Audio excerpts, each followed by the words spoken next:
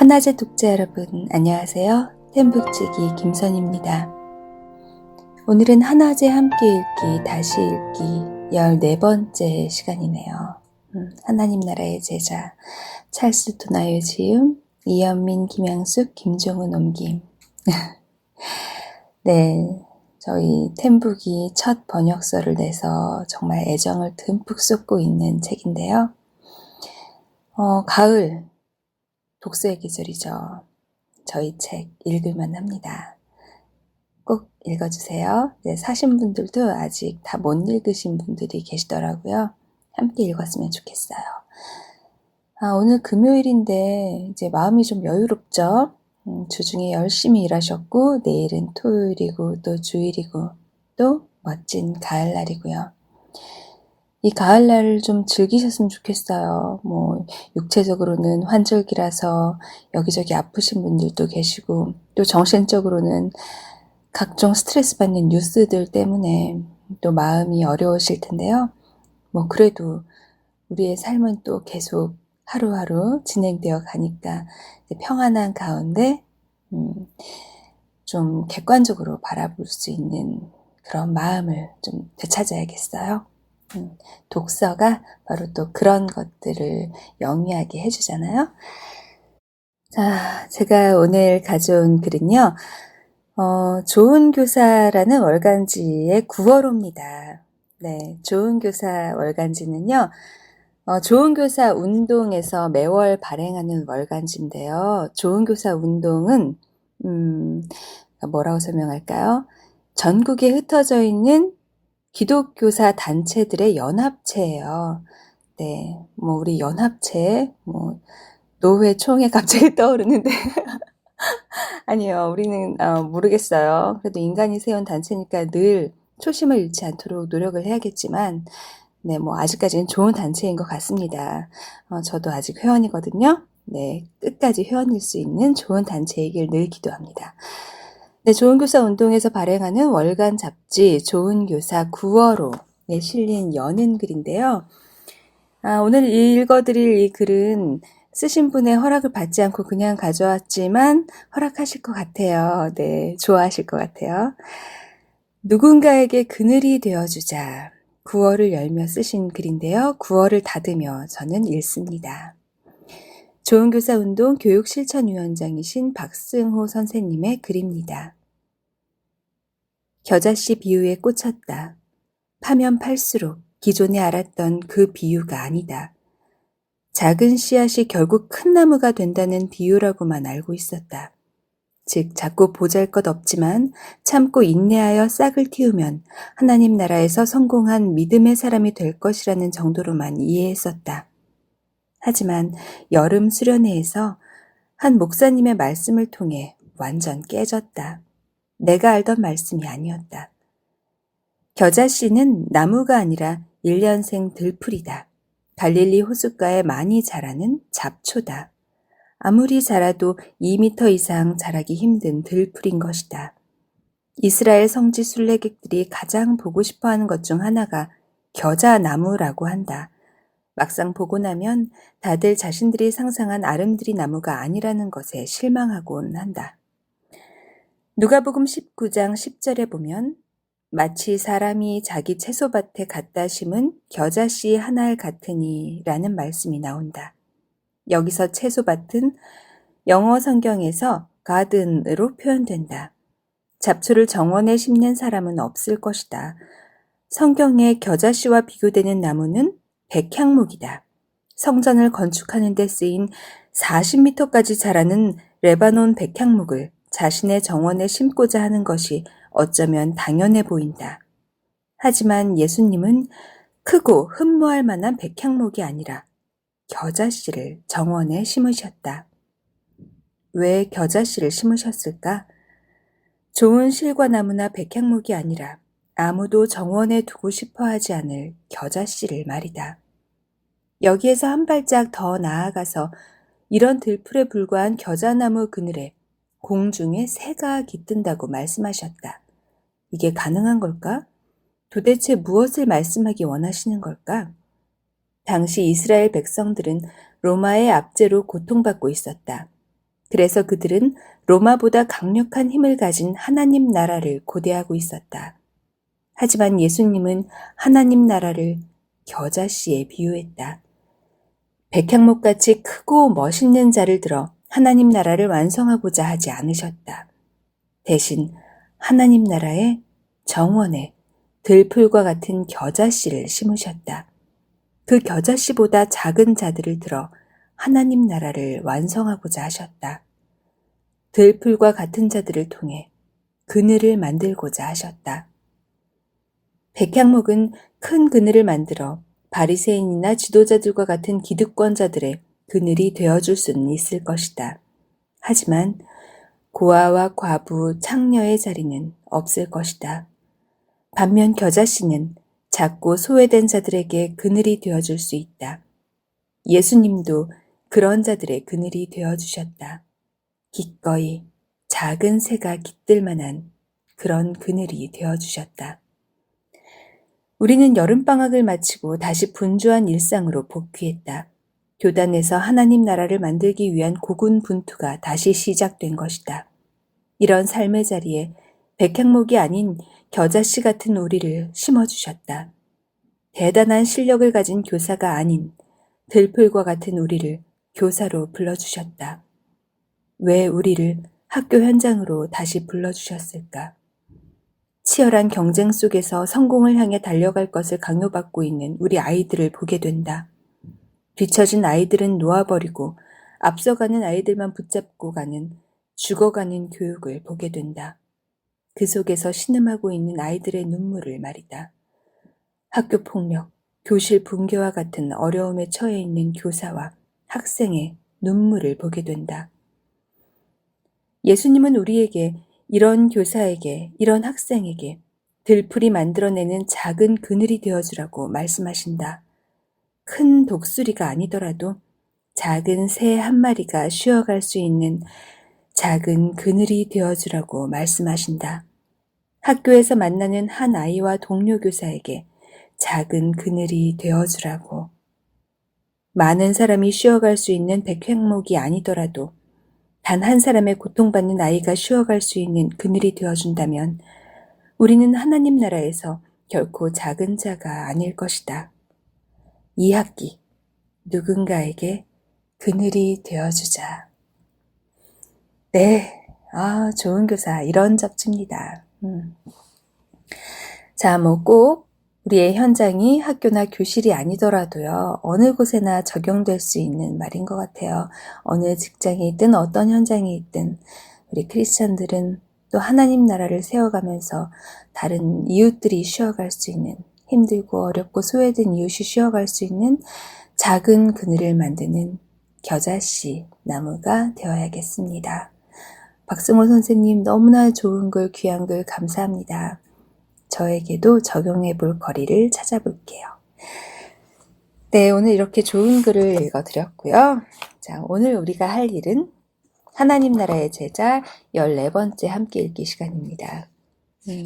하나제 143쪽 아래에서 두 번째 줄부터 읽겠습니다. 성경적 세계관의 기본 요소들. 한 사람의 세계관은 다양한 요소들로 이루어졌다. 그 중에서 몇 가지 기본적인 것들에 대해서만 언급하려고 한다. 신념, 특별히 하나님과 사람, 자, 우리를 둘러싼 세계, 일반적인 의미의 실제에 대한 기본적인 신념들로부터 시작하고자 한다. 왜냐하면 이런 것들이 우리의 세계관을 구성하는 핵심적인 요소들이기 때문이다. 하나님이 만물 안에 계시다거나 혹은 만물이 곧 하나님이라고 생각하는 범신론자들은 하나님이 우리의 일상적인 삶에 관여하지 않는다고 믿는 이신론자와는 다르게 생각하고 행동할 것이다.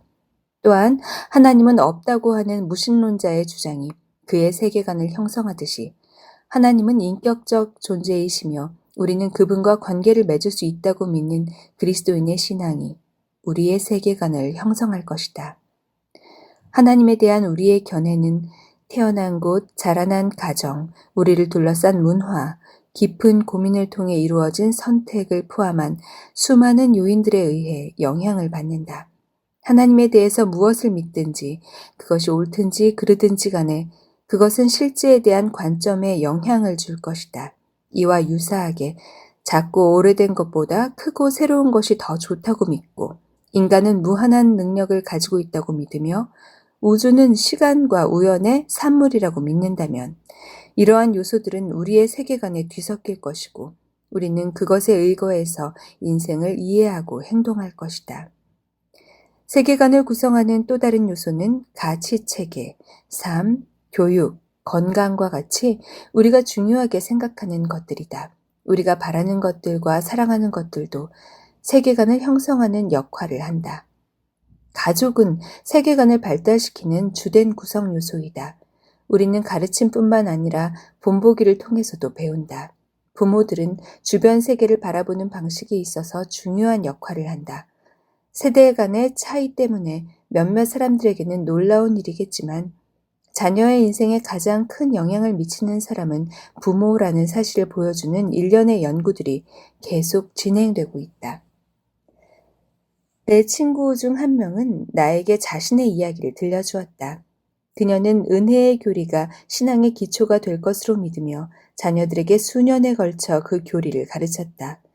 그러나 막상 고난이 닥치자 그녀는 자신이 어릴 적 부모로부터 배웠던 것, 즉 하나님께서 우리에게 선한 일을 행하시기를 원하면 우리도 반드시 선을 행해야 하고 우리가 나쁜 일을 겪는 것은 하나님께서 우리에게 화를 내실 만한 무엇인가 잘못된 일을 했기 때문이라는 생각으로 되돌아가 있음을 발견했다. 위기의 상황 속에서 그런 생각과 감정이 그녀의 삶을 지배하였다. 하지만 은혜의 교리를 배웠던 자녀들이 그녀를 권면하면서 그 생각에 의문을 제기하고 그녀의 생각이 그리스도께 순종하는 방향으로 돌아오도록 도와주었다. 친구와 주변 환경도 우리의 세계관에 영향을 미친다. 그리스도인들에게 기독교적 환경은 세계관 형성에 일정한 역할을 한다. 교회는 우리에게 하나님과 진리에 대해서 가르치고 교회의 성도들은 의식적으로든 무의식적으로든 삶과 실제에 대해서 그들이 이해하는 바를 눈앞에 보여주며 이것은 우리가 사물을 보는 방식에 영향을 미친다. 하나님을 믿는 신앙의 구성 요소들을 검토해보면 세계관이 얼마나 영향력이 있는지 이해할 수 있게 된다. 미국은 공식적으로 한 번도 종교적으로 기독교를 표방한 적이 없지만 미국 역사의 초기부터 1800년대 말에 이르기까지 널리 퍼져 있던 하나님에 대한 관점은 유대 기독교적 입장과 유사했다. 이것은 단순히 사적인 확신이 아니라 공적 영역에 큰 영향력을 가지고 있었다. 성경은 미국 역사에서 중요한 책이었다. 하나님에 대한 성경적 관점과 성경의 일반적인 가르침은 미국의 초기 문화에 상당히 많이 반영되어 있다. 하나님에 대한 예전의 관점은 이제 하나님은 없다거나 혹은 있다 하더라도 달라질 것이 없다는 원칙을 가르치거나 그런 원칙 위에 작동하는 세속적 관점으로 바뀌었다. 그런 관점이 현재 미국인의 생활 양식에 어떤 일을 하는지 볼 수 있다. 이것은 세계관이 어떻게 작동하는지를 보여주는 한 가지 예가 된다. 교육 철학도 세계관에 영향을 미친다. 미국 대통령은 교육의 과정에 지대한 관심을 가지고 있으며 이를 통해 사람들의 지지를 얻고 있다. 그는 자신이 복음주의 그리스도인임을 고백한다. 최근 그는 아이들이 직업을 갖기 위해서 읽는 방법을 배워야 한다고 강조했고 이를 통해 다시 한번 사람들의 지지를 받고 있다.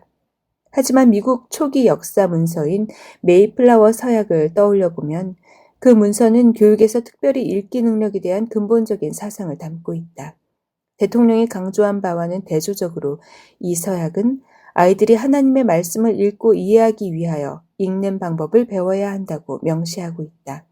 이 두 가지 강조점은 서로 배타적이지 않으며 전체적인 성장과 학습의 과정 중에 서로 연결되어야 한다. 그리스도의 제자가 되고 그분을 따라 하나님의 생각대로 사고하기 위해 우리는 우리를 둘러싼 세계를 보고 해석하는 방법을 개발해야 한다.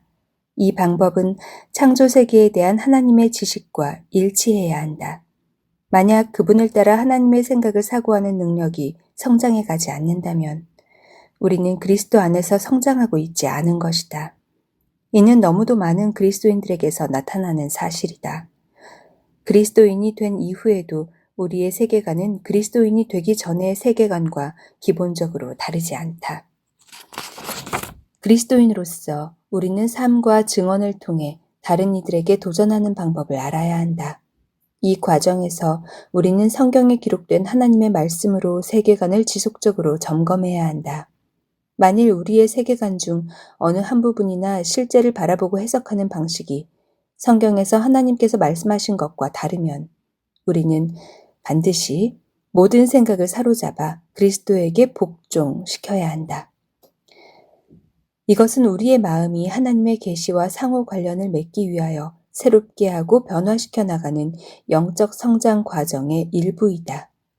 제자를 삼고 또 스스로가 제자로서의 삶을 살아갈 때 우리의 세계관은 점점 더 성경적 방식을 따라야 한다.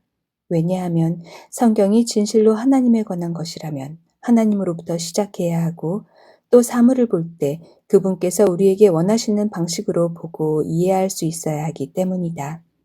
잠언 기자는 마음에 생각한 것이 바로 그 사람이다 라고 기록한다. 이 말씀은 성경 전체를 관통하는 하나의 원리를 강조하고 있다. 사고 과정은 삶을 다스리는 지휘 본부이며 그 중심에 바로 세계관이 자리 잡고 있다. 제자 삼는 것을 목적으로 하는 기독교 교육에 몸담은 한 사람으로서 나의 관심은 모임에서 얼마나 많은 사람들이 진공 상태에서 성경 공부를 하고 있는가에 있었다.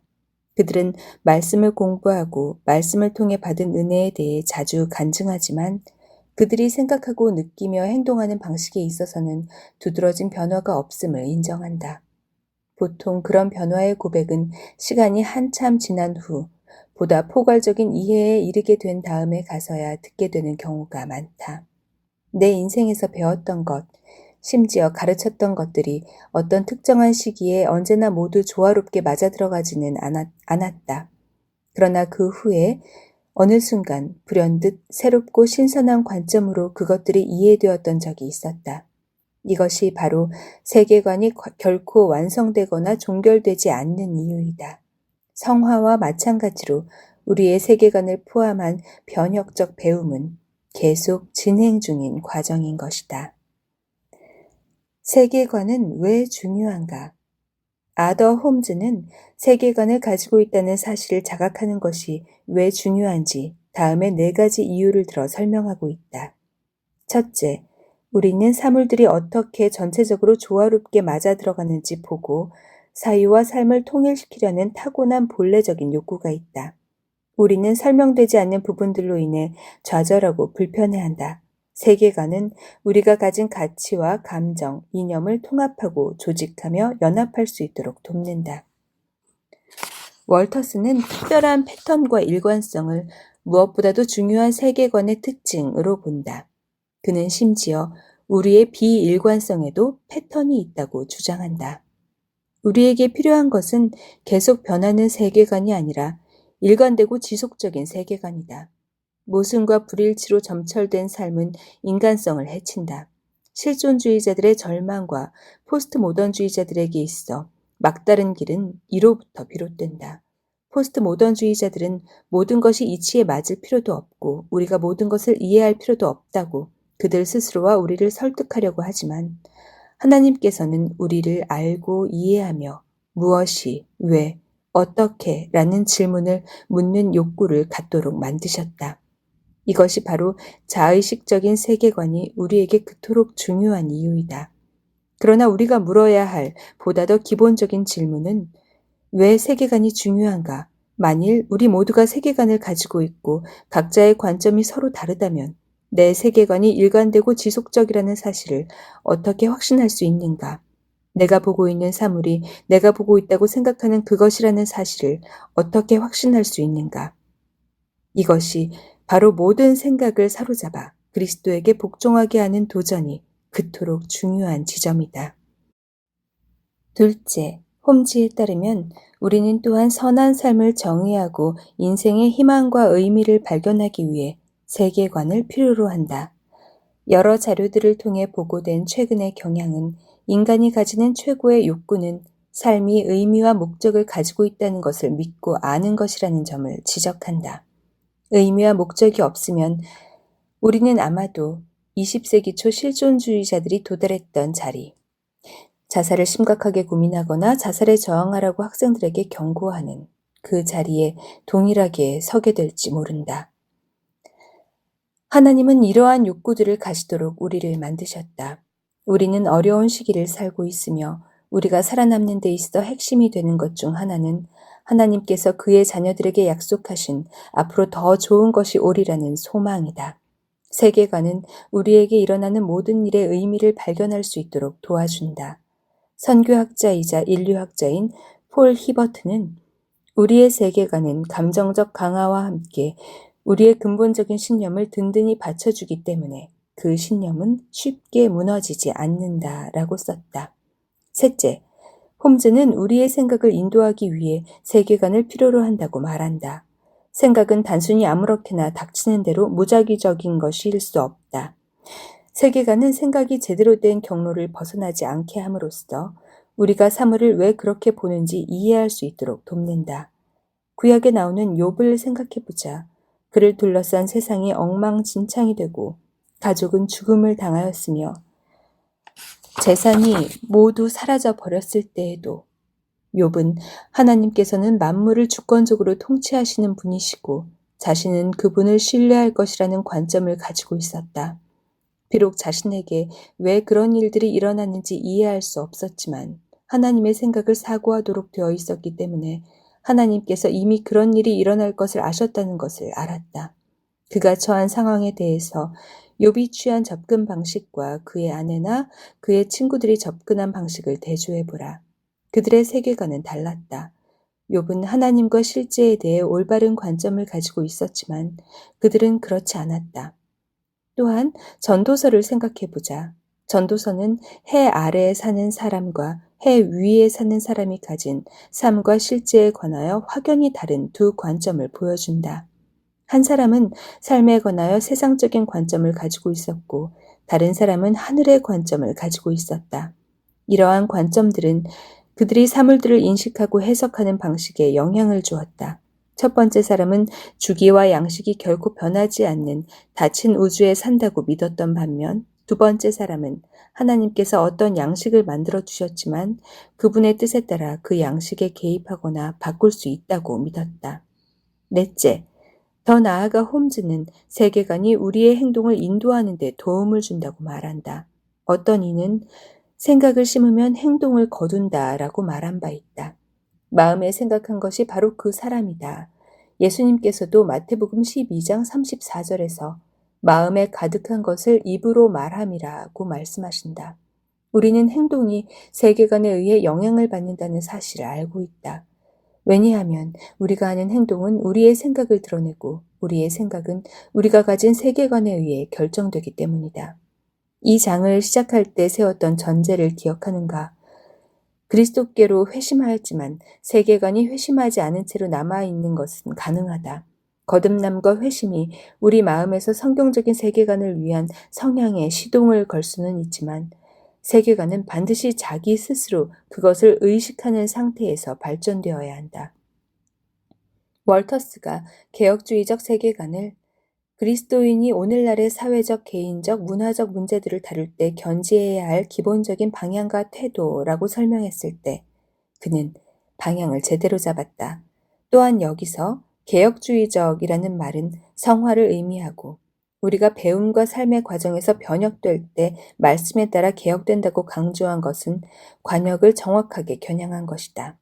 제임스 앵겔스는 구원의 과정에서 회심이라고 부르는 지점에서 멈춘 후에 회심한 사람이 그 다음 단계로 결코 나아가지 않는 일이 가능하다는 것을 보여주는 매우 훌륭한 도식을 만들었다. 도표 4-1을 보라. 그런 일이 일어나면 성경적 세계관을 발전시키는 일은 결국 실패한다.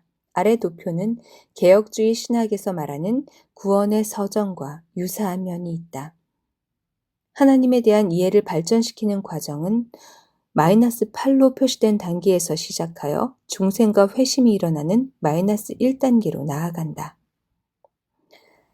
기본적으로 우리는 가장 먼저 새로운 그리스도인에게 혹은 오래된 그리스도인에게도 우리가 그것을 통해 삶을 바라보고 해석하는 틀 혹은 격자가 성경에서 하나님께서 말씀하신 것과 일치해야 한다고 말할 것이다. 그것은 오늘날 일반적으로 강조되는 방법은 아닐지라도 사실상 거의 대부분 제자 삼는 과정에 관련된 것이다. 그리스도인에게 성경은 온전한 세계관을 형성하는 일에 근본적이고 핵심적인 역할을 한다. 플러스 1에서 플러스 3의 수준은 우리가 성경적 세계관이라 부르는 것을 형성하는 과정을 묘사한다. 사람들의 삶에서 이 과정이 시작되는 이유는 하나님의 말씀에 맞추어 조정된 세계관과 인생에 대한 이원적이고 이분법적인 관점을 함께 가질 수는 없기 때문이다. 하나님 나라에 대한 앞장의 논의에서 살펴보았듯이 세속적 영역과 거룩한 영역으로 갈라지는 분기점은 없다. 기독교적 세계관은 삶을 통합적인 관점으로 바라본다. 하나님께서 모든 만물을 다스리신다. 우리 삶의 모든 것이 거룩한 내포와 외연을 가지고 있다. 그것은 모두 하나이다. 예수 그리스도의 제자로서 우리가 기억해야 할 것은 우리가 하는 모든 일을 하나님의 영광을 위해서 해야 한다는 것이다. 어떤 사람들은 성경적인 세계관이 그리스도인들에게 일상의 모든 소소한 일들에 대해 답을 줄 것이라고 믿는다. 실제로는 그렇지 않다. 성경적 세계관은 우리가 삶의 모든 문제들을 하나님의 관점에서 다룸으로써 우리 안에 있는 하나님의 형상을 드러낼 수 있도록 하나의 틀을 제공해 준다. 성경적 세계관은 만사를 어떻게 생각해야 하는지 말해주지 않지만 우리가 마땅히 던져야 할 질문을 하도록 돕는다. 그리스도인들은 어떤 사안에 대해 서로 다른 결론을 내릴 수 있겠지만 여전히 같은 틀 안에 있을 수 있다. 예를 들어 내 부모를 공경하라는 성경적 규범을 실천하는 모든 사람들은 그들이 처한 문화와 시대, 장소에 따라 각각 다른 방식으로 그 일을 행한다. 성경적인 세계관은 통일된 틀을 제공해주지만 다양한 결론을 허용한다. 옷을 어떻게 입을지, 어떤 책을 읽을지, 어떤 음식을 먹을지, 인간관계를 어떻게 발전시킬지에 대한 견해는 사람마다 다르겠지만 각 사람은 동일한 성경적 틀 안에서 행동할 수 있다. 나와 정치적인 이념이 다르지만 내가 사랑하는 친구들이 있다. 정치적 이념이 다르지만 나는 우리 모두가 동일한 성경적인 세계관 안에서 행하고 있다는 것을 확신한다. 나는 이것이 하나님께서 다른 사람들을 사용하여 우리를 날카롭고 분명하며 정교하게 만드는 한 가지 방법이라고 믿는다. 월터스는 개혁주의 세계관에 관한 그의 논문을 다음과 같이 마무리한다. 생각이 깊은 그리스도인들은 그들이 어느 영역에서 자신의 책임을 수행하도록 부르심을 받았든지 간에 성경적 세계관의 문제를 진지하게 받아들여야 하며 자기의 생각과 행동을 거기에 맞추어야 한다. 이 문제를 간과하는 것은 성경이 우리 일상사의 더욱 넓은 부분에 실제로 적실하다는 사실을 부정하는 셈이다. 세계관을 다룰 때 주의해야 할 점. 세계관이라는 개념은 우리가 인생과 실제에 대해 무엇인가를 이해하려는 욕구가 있음을 시사한다. 여기에는 철학적이고 신학적인 함의가 있다. 어떤 사람들에게 그 개념은 믿음이 아니라 전망을 통해 길을 걸어가려는 욕구가 있음을 시사한다. 또 다른 이들에게 세계관은 언제나 오직 하나의 올바른 결론이 있다는 것을 암시할 수도 있다. 그것은 전체는 부분의 합보다 더 크다라고 말하는 것과 비슷하다. 데이비드 노글은 철학은 세계관 형성 과정에 도움을 줄 수 있고 또 실제로도 도움을 주지만 결코 세계관의 자리를 차지해서는 안 된다라고 경고한다. 그는 어떤 한 철학을 우리의 세계관으로 받아들이는 것에 대하여 경고한다. 또한 성경과 성경적 세계관 사이에는 항상 어느 정도의 간격이 있을 것이고 그렇기 때문에 세계관에 대한 우리의 필요는 항상 말씀에 따라 개혁되어야 한다는 것을 상기시켜준다. 우리는 기독교적인 관점을 견지하기 위해 지속적으로 노력해야 한다. 하지만 그 일은 자동적으로 일어나지 않는다. 노글이 우리에게 주는 또 다른 경고는 영적 자만심이다. 나는 내가 보지 못하는 것을 보고 있고 모든 것을 다 가졌으며 너에게서 아무것도 배울 것이 없다는 태도를 경계할 필요가 있다. 그런 태도는 하나님께서 우리가 가지길 원하시는 개혁적이고 변혁적인 세계관을 반영하지 않는다. 또한 우리는 단지 회심을 했다는 이유로 우리가 가진 세계관이 옳다고 생각할 수 없다. 우리의 세계관이 우리가 영적으로 성장하지 못하게 방해하는 것을 허용해서도 안 된다. 그리스도와 우리의 관계는 성장하는 과정 중에 있다. 만약 그 과정이 우리를 지적 우월 의식으로 이끌어간다면 우리는 회개할 필요가 있다. 우리가 기억해야 할 또 다른 경고는 세계관이 하나님과 우리의 관계, 우리 서로의 관계, 그리고 세계와 우리의 관계에 영향을 준다는 것이다. 만일 우리가 모든 이들을 동등하게 대하려고 노력하면서 하나님과 창조 세계 사이에 어떤 구분도 하지 않고 하나님이 모든 만물 안에 존재한다는 이교적 관점을 받아들이면 우리는 창조주를 포함하여 모든 사람과 모든 사물을 상대화할 것이며 하나님과 사람을 단순히 사물로 환원하게 될 것이다. 우리는 세상을 돌보는 지혜로운 청지기 정신을 발휘하기보다는 세상에 굴복하고 하나님 대신에 피조물을 예배하며 세상의 방식을 개혁하기보다는 그것에 순응하려는 경향을 가질 것이다. 이와 달리 만약 하나님께서 창조 세계를 다스리시고 그리스도를 통해 우리와 인격적인 관계를 맺는 분이라는 관점을 갖게 되면 구원의 필요와 그분께 전적으로 의지하는 면에서 우리는 서로를 하나님 앞에서 동등한 존재로 여길 것이다. 우리는 세상을 창조하시고 구원하신 분을 위하여 이 세상을 소중히 여길 것이다. 우리는 세상에 현혹되거나 그것을 남용하기보다는 우리의 역할이 세상에 대한 지배력을 확보하고 삶의 모든 영역에서 죄의 영향력을 제거하기 위하여 우리가 할 수 있는 모든 일을 하는 것임을 이해하게 될 것이다. 결론. 우리는 한편으로 자의식적인 성경적 세계관을 개발하는 것이 제자 삼는 과정의 한 요소라고 말할 수 있지만 다른 한편으로 세계관이 우리가 제자 삼는 일을 수행하는 틀이라고 말할 수도 있다. 세계관은 제자 삼는 과정에서 개인과 교회의 범위를 벗어나 더 넓은 하나님 나라와 세상을 강조한다. 10% 미만의 그리스도인들만이 성경적인 세계관을 가지고 있다는 조지 바나의 말은 펌프시처럼 대부분의 그리스도인들이 종교와 삶을 잘 조화시키지 못하고 있음을 보여준다. 종교는 시장과 같은 여타의 세속적인 삶의 영역과 잘 맞아들어가지 않는다. 하나님을 믿는 믿음은 스스로를 복음주의적이라고 말하고 정기적으로 교회에 출석하는 그리스도인들, 성경을 읽고 기도하는 사람들에게 개인적인 경건 외에 의미 있는 차이를 만들어내지 못하고 있다. 하나님은 성경을 통해서만 말씀하신다고 믿는 사람들 중에서 10% 미만의 사람들만이 성경을 통해 그들의 세계관을 형성하는 방법을 알고 있다. 그렇다면 제자를 삼는 일은 명백하게 성경 공부나 기도, 그리스도의 구원 사역을 이야기하는 것 이상의 일이다. 2년 전 한 지역교회의 설교를 마친 후 고등학생 한 명이 나에게 찾아왔다.